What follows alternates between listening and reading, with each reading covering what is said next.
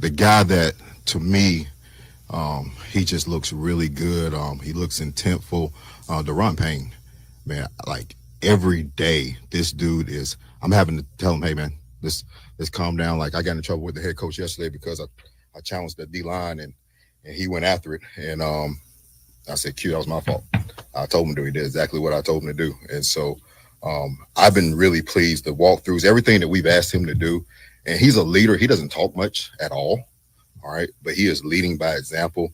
And this year, you can really see him taking that leadership role and taking it to the next step. So I would say he's been the guy that's just really stood out to me the most from that standpoint. Very big praise for Daron Payne from defensive coordinator Joe Whitt today out in Ashburn. Welcome back to Grant and Danny on the Fan. It feels like now or never time for Daron Payne, who had the monster season with a contract on the line back in 2022, posted 11 and a half sacks, and hit the quarterback 20 times. Far and away, the best numbers of his career. He was incredible that year. His only Pro Bowl that year, Danny. 2 years since, he has tallied 4 and 4 sacks. I believe one of those was a 2-sack game. So otherwise, basically had 2 sacks and 16 games worth of football. He's hit the quarterback 18 times total in 2 years since the breakout 20 QB hit season when he got paid.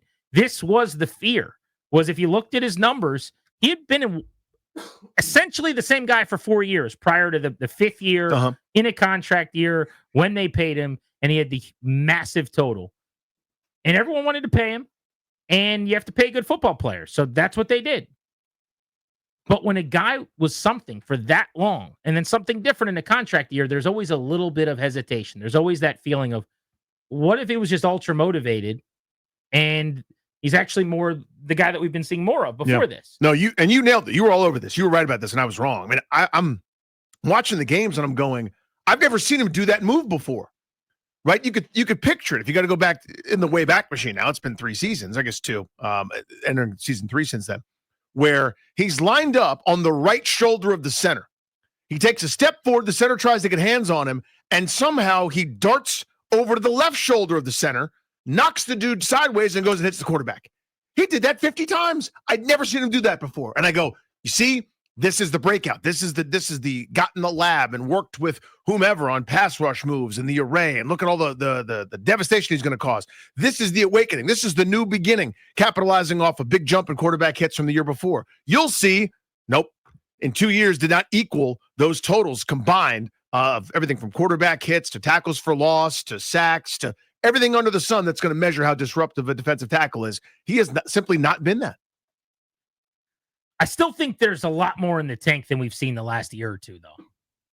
I don't ever expect 2022 to happen again when he was 25 and really just coming into his prime. He exploded that season physically. And I thought mentally he was at his best, and just maybe the game slowed down. He was seeing things, and maybe even, there's like a baseball player where some balls fall in. Yeah. Probably some times where the seas opened up or they blocked down and you got a chance to slip through a crack, and it happened. A lot of things fell together at the perfect time. And with every sack, he was counting his money. Remember, he was doing the Manziel thing, rubbing his fingers together, going, pay me my money. He was doing the sign me the check thing. That was his big celebration. So everything was about the payday. He got the payday. 34 games since, 8 sacks. And it's not all about sacks, but how about tackles for loss? 18 total over 2 years. That's what he had in that payday year. And the question becomes, do you think he's got another dominant season in him? Can he get back to that 22 campaign, or will that be an outlier in his career when it's all said and done? Because it's actually a huge sample size now. Yeah. He gets 7 seasons of his career. That's a lot of football. We're talking about 115 games. This is the equivalent. In baseball, we talk about, he's off to a slow start. It's 20, it's 40 at bats. This is like 2 seasons in, pretending like we really don't have any feel what a player is going to be at some point when they've played now, 325 games or whatever. Daron Payne, 7 seasons. Yep. 6 of them look very, very similar. And then there's one that looks nothing like the others. So the question for you guys, will open up the phones, 800-636-1067. Washington needs pass rush. We're not really sure where it's going to come from. They lost a 10-plus sack guy in Dante Fowler. They lost their best pass rushing defensive tackle in Jonathan Allen. Can Daron Payne find that fifth gear again? Or is that ship sailed? I mean, you heard from Joe Whitt, just when asked, who stood out to you? That's the first person he mentioned. Now, maybe he's putting that on his plate saying, we need you to be that, so let's try to live up to it. So who knows, what's motivating the different people. But in the absence now of John Allen, that's one of your elder statesmen, a guy that's been around, that's, he's been fine, that one great year notwithstanding. But other than that, saying you're not great isn't always an insult. He's been solid. He's been fine. He's been a bona fide solid starter in the NFL at a defensive tackle spot, if not unsexy. Some of it is maybe scheme, design, where he's not asked to do certain things anymore. And I think a lot of times guys that are lining up and necessarily getting double teamed don't, have that bit of production. If it's the point is to occupy blockers so other people can roam free. It's always hard to figure out what you're asked to do on a given play. I just know that it looks different with other guys more often because you see some of those drives. Remember that Denver game a couple seasons ago, that wild Sam Howell affair. There was a drive that Daron Payne on first down, Daron Payne on second down, Daron Payne on third down, and they punted. And you went, oh my God, that. He's had the most number of those drives of any player around here in like 10 years. We should come up with a name for it. But like the first, second, third down impact play, where it was like, okay, he made the tackle at the line of scrimmage, 2nd and 10. He forced an incompletion with pressure coming up the middle, 3rd and 10. He batted the ball there off the field. It was just the Payne drive. Allen had 1 or 2 of those. Payne's had like 6 or 7 of those. Yeah. I mean, he really has been in stretches at times, very noticeable, very obviously just awesome. Well, and if you sleep on this, but like the playoff game against the Bucks, remember back in 2020 when they had the home playoff game, the 7-win yeah, he season? was great. That's right. He had multiple sacks in that game. He was the only guy defensively on the line. That was that vaunted Sweat, Young, Allen, Payne line where all first rounders. He was the only guy that did anything in that game. And he ate. He just sat down at the table and good pull. Didn't walk away until he was full. Highest cap number on the team this year. So if he's making what Dorrance Armstrong's making, we're not having this conversation. No. But this is the expectation. You signed the big deal. It hasn't come to fruition since then in the same way that got you the deal. By the way, his cap number's $26 million. 26 mil, dude. Which, if we're talking about just an elite defensive tackle, is no longer a huge problem because there's guys making 30+ million. But he's not playing like that at all. Yeah, and next year's 28, by the way. There's a bit of an off-ramp, but there's still a pretty significant dead cap hit associated with it. So 2 of their highest 4 paid players right now, Payne and Lattimore. Yeah. I mean, you need both of those guys to be so much better. There's no question. So I don't see it. I've been when I get burned, I don't forgive. Right? It's my Jahan Dotson corollary. When I'm bullish, when I'm excited, when I stake my reputation, whatever that is, saying I see the breakout, I think this is it, this is the rival, this is the 2.0, just you wait and see, and then I get embarrassed by thinking that, and people dunk on me, I don't forgive very easily. I'm not buying it. Now, I love Joe Whitt. I'm a Joe Whitt fan.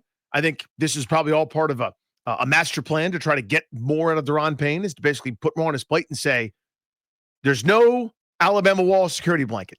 You are one of the longest tenured players here, right? It's like you, Tressway, Terry McLaurin, and a couple other guys who have cut across a couple of regimes. You're here. It's time for you to step at the bleep up. Let's go. So maybe that's what this is. Here is the case maybe for him having a big season.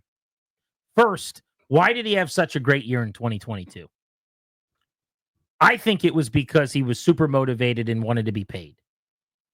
He's not in a contract year, but he might as well be. This is the penultimate year of his deal. He'll have 1 more year after this next year where his cap number goes up to $28 million.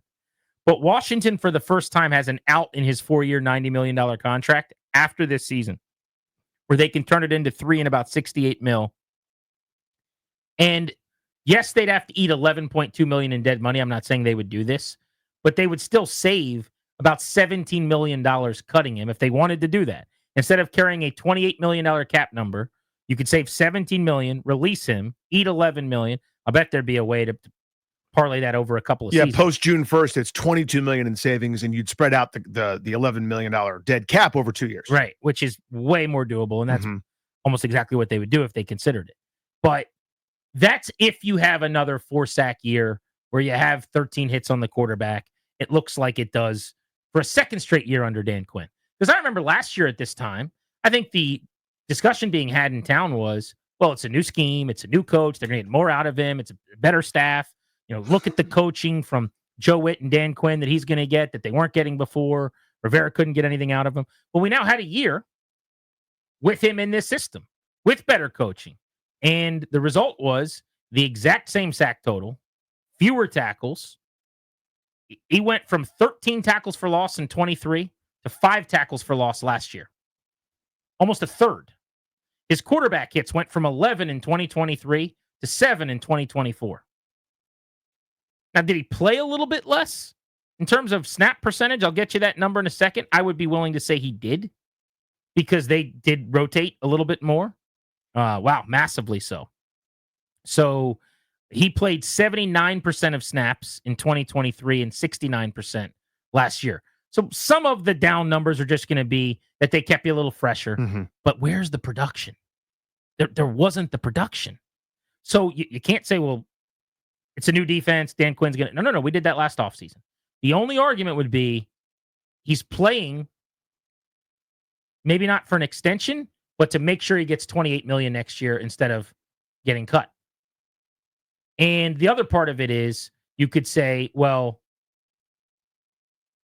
if they would have gone out and added a bunch of talent around him, maybe he benefits like they once had Sweat, who's better than any defensive end they have at this moment. They once had Chase Young, who attracted more attention before people kind of found out what he was than anybody else. I would say right now, this moment, still better than any defensive end on their roster pretty easily and clearly. John Allen's gone, though. Yeah. You don't think John Allen took a little bit of heat, pressure, attention away from Daron Payne side by side? I hope Johnny Newton breaks out, and he might. If Johnny Newton becomes a dog, then that's the John Allen presence that'll help Payne. But I actually think it's going to be harder in terms of supporting cast than it's been. Because right now, this moment, he's probably the marked man on your D-line. I don't think he was last year. No. I mean, Allen had made more Pro Bowls. To me, this is... And again, I somebody really, really smart would have to break it down for me and on a play-by-play, drive-by-drive basis go, this is what the scheme was, this is what we want him to do. I think the days of saying, my defense has a bunch of rules, but we're just going to break them and let this guy go wreak havoc, right? Like, where are you best served as a defense? Right now, it's probably with him holding the point of attack, not getting pushed in the pile, clogging things up to let linebackers run free, to let Luvu, Wagner, and your hybrid safeties or whomever they happen to be run free and make tackles.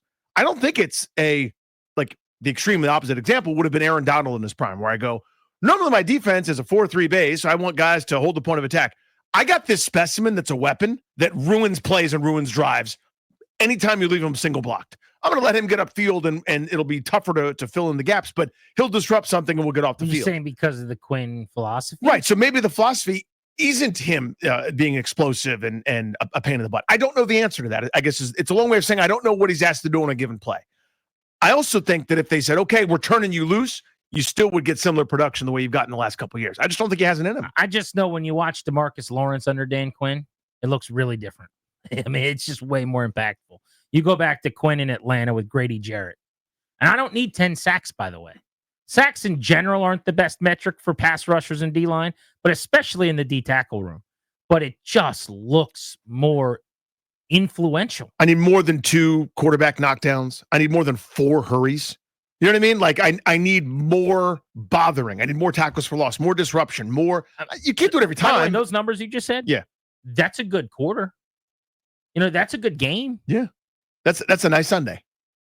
I need those every week. I need 15 of those for $28 million a year. I mean, at that money, like that's the money you're paying the guy that takes a game over at that position. That the other team goes back to the sideline and the quarterback slams his helmet down and grabs the iPad and his coach comes over and they're shouting at each other because Daron Payne's just irritating them because they can't figure out how to stop him. That's what should be happening at that money. So it hadn't been happening. And going back to it before that breakout, for that contract year, we talked, I don't know if you remember these conversations. We talked about it in relation to what John Allen had just done, where Allen had quote unquote bad luck, then broke out and got some of the sack totals. You looked at quarterback his expected batting average, so to speak. His expected sack, was probably 11 and he had like 4. Yeah. In 2021, the year before the breakout, 13 hurries, 9 quarterback knockdowns, 15 quarterback hits, all these different numbers that said, you replay that, you get more than 4 sacks. And then he jumped up and had the career year. And I'm going, see, this is the new normal. And it wasn't at all. And I don't know if it's a regression. I don't know if it's a desired thing. I have no idea. I don't know the man. But I'm just saying it hasn't come close to looking like that since, other than a few fleeting moments. And that's been really frustrating. I mean, he's had so many huge games and huge drives like the ones we've talked about. And he's a really good football player. Right. He's a first-round pick. It's a player. giant win, second contract. This is not a beat-up Daron Payne session. Like, works hard. I like the guy. But I go back to this time it worked out. It won't always. I don't have rules. I've got philosophies. Yeah. And one of mine is, if your only awesome season was a contract year, and you had a bunch of years before that weren't awesome, I just don't expect many more awesome seasons after I pay you. And that screams this situation. It's exactly what has happened with him.